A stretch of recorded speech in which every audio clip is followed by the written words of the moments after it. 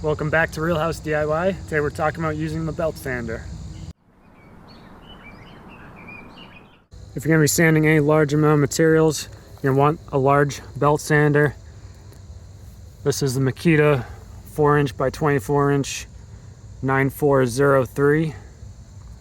This sander will make fast work of whatever you need to sand. It's fairly heavy, but still light enough you can hold it with one hand. Has a really long power cord. It's definitely needed if you're sanding really long boards, and versus an extension cord, which is going to be pretty stiff. This is nice and flexible for moving around. I typically use 3 different grit belts. I have 40, 100, and the one I have on here right now is a 220.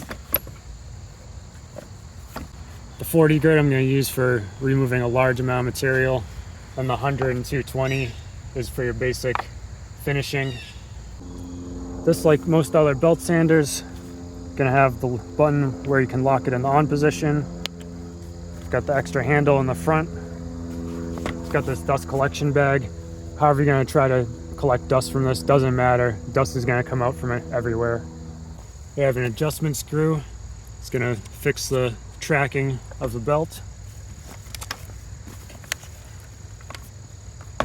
And for switching belts, just pull this lever up. Put a new belt on, make sure the arrows are facing in the correct direction.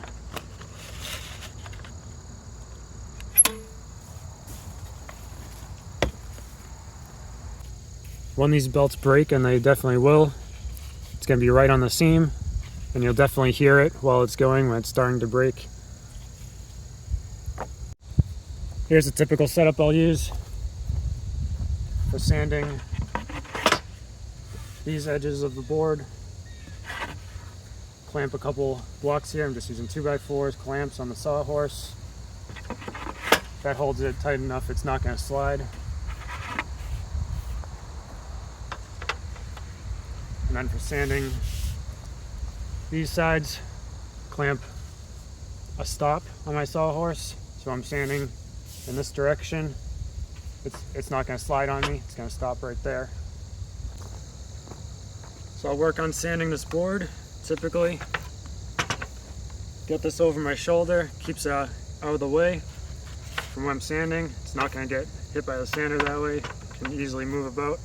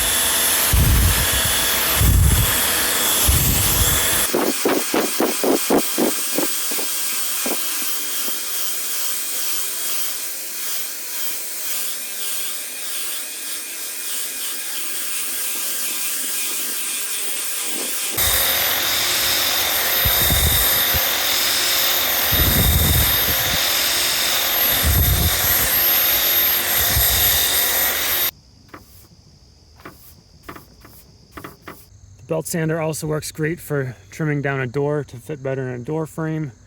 If you're working on molding, you need to scribe it to the floor, or if you're trying to flatten the edge of a board, mark your line. Now I'm going to put the lowest grit sandpaper I have, the 40. We'll see how fast it eats away at this molding down to the line.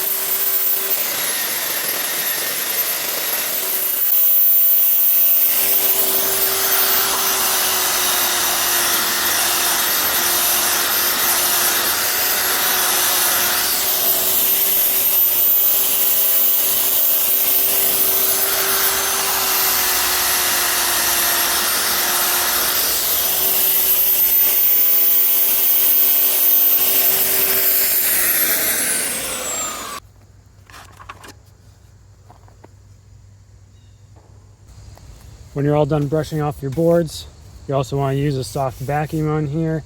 It'll get any last fine dust of these knots. And then you might want to empty the sawdust out of the bag. Just slide this off, empty out into a trash bag. You can also set your belt sander on its side. Make sure it's secure. Not going to move around too much. Then you can sand down any of your sharp edges.